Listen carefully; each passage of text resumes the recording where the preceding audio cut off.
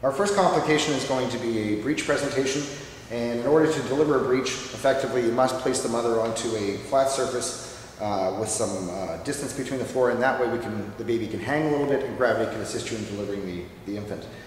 So mom should be on the edge of the bed, potentially in the anus, on the edge of the stretcher, whatever's best for you for that position. If the progression of labor stops, then it is immediate load and go presentation, high flow oxygen to mom, and get out of there. So if she is delivering, as she delivers, we notice the feet are coming out, and with each subsequent contraction, more and more baby presents, up until the point of where the baby presents to the umbilicus. We would feel for the umbilicus, and then if we have time, if we notice that there's a lot of traction on the cord, we could pull back on the cord slightly so it's not binding. So again, we're not supporting the baby, but we're ready to grab the baby in case it does deliver in a rapid fashion. So the next point where the baby delivers up to the nape of the neck. Nape of the neck is the back of the hairline where it meets the neck. At that point, we're going to let baby hang. What we would like to do to facilitate delivery at this point is to press down on the suprapubic area of the head and see if she will deliver. The next complication is a prolapse cord, and depending on what presenting part is coming out, now it could be the head or it could be the feet, but we have a cord that's coming out of the vagina. The problem with that is that may compromise the blood flow to the baby. So this, obviously being a true emergency, we have to use our gloved hands, sterile gloves if we have it at that time, and to push back on the presenting part. If it's the baby's head, make sure you don't push in the soft spot because the cranium is not formed. So with 2 fingers, push against the presenting part, trying to relieve the pressure on the cord.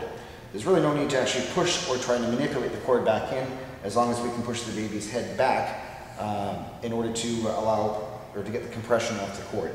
If mom is delivering, the best of what's going to cure this is if mom delivers quickly at that point to relieve the pressure. If not, push back on the presenting part. We can then give mom high flow oxygen. We can also facilitate this by putting her hips up. So we've got her hips up with a kit bag or whatever else, pillows, in order to push back on the presenting part. And failing that, we can actually have mom in knee-chest position on the stretcher, pushing on the presenting part. So now that the gravid uterus is pushing down, and the presenting part should go back in a lot easier. And mom may have to be transported in that position. Again, high flow oxygen, pushing the presenting part to relieve the pressure on the cord. If she doesn't deliver, and there's no time associated with this, if she doesn't deliver spontaneously, we're then going to put 2 fingers under the baby's zygomatic arch or cheekbones and make an artificial opening for the mouth so the baby can actually spontaneously breathe, because at this point the cord is compressed, and if baby doesn't breathe or tries to breathe, he won't be able to. So now we've got our fingers making an artificial V in the vaginal opening so they can breathe. If the baby again does not spontaneously deliver at this point with suprapubic pressure, then what we're going to do is to grab the baby by the ankles, apply pressure against the perineum so we don't do any tearing, and rotate the baby out onto the mother's abdomen. Immediately what we should be considering is cutting or clamping and cutting the cord and putting the baby towards a resuscitative area that we've made up to resuscitate the infant at that point. Antepartum hemorrhage is a concern in a mother who has not delivered a baby, so antepartum means before delivery. And if in fact there's any bleeding coming from the vagina, the idea would be then to put a sterile napkin against or sanitary pad against the perineum, and to give the mother high flow oxygen and load and go and get to the hospital as fast as possible. It may be due to a rupture of placenta, it could be due to any other complication with the delivery itself. But what the main thing the attendant wants to do then is to monitor the blood flow, vital signs, high flow oxygen, and expedite to the hospital. If delivery takes place, then it's just a matter of stopping and trying to deliver the baby. Once baby's been delivered, the other complication you might run into is postpartum hemorrhage or after delivery. So once baby's been, the cord's been clamped, mom's taken receivership of the baby, we then have the cord hanging out, and once the placenta has been delivered, you may notice a gush of blood after the placenta has come out. What we'd like to do at that point, or at any point after the baby's delivered, is encourage breastfeeding. That releases a hormone called oxytocin, which causes uterine contraction. Or the next thing we can do in conjunction with that is fundal massage. The fundus, located over the uterus, at the top of the uterus is called the fundus.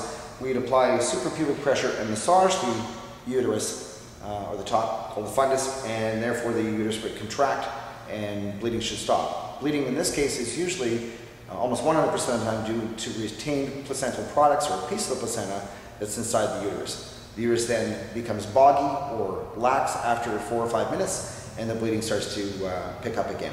So again, fundal massage and encourage breastfeeding to the mom with baby should curtail that long enough to get to the hospital. High flow oxygen and expedite transport. The next complication we're going to look at is nuchal cord, or a cord around the neck. And so when baby's delivering, we're applying perineal pressure so we prevent explosive delivery, and the head turns to left. The first thing what we want to do is, once the head is delivered, is to make sure we run a finger down the neck to see if there's a cord embedded around the folds, the fat folds of the baby. Ideally, we would like to suction the baby at this point, but the priority is going to be taking the cord off from around the neck in case it shortens and tightens, and as the delivery progresses, it may become very tight. So at this point, as soon as we've ascertained there's a cord around the neck, we're going to try and slip the cord over the shoulder or the opposing shoulder, or basically around the baby's head to get that loop of cord off the neck. If that can't be facilitated, you're then going to place 2 clamps on the cord wherever you can reach the cord and pull some cord out. So I'm going to put 1 clamp on here, the second clamp beside it, and snap them down, and then going to cut the cord in between the 2 clamps. And obviously I'm going to use the scalpel underneath and pull upwards in order to cut the cord, or use the elliptical scissors underneath. So cut the cord, free the cord from around the baby's neck then, and then carry on with the normal delivery of the baby.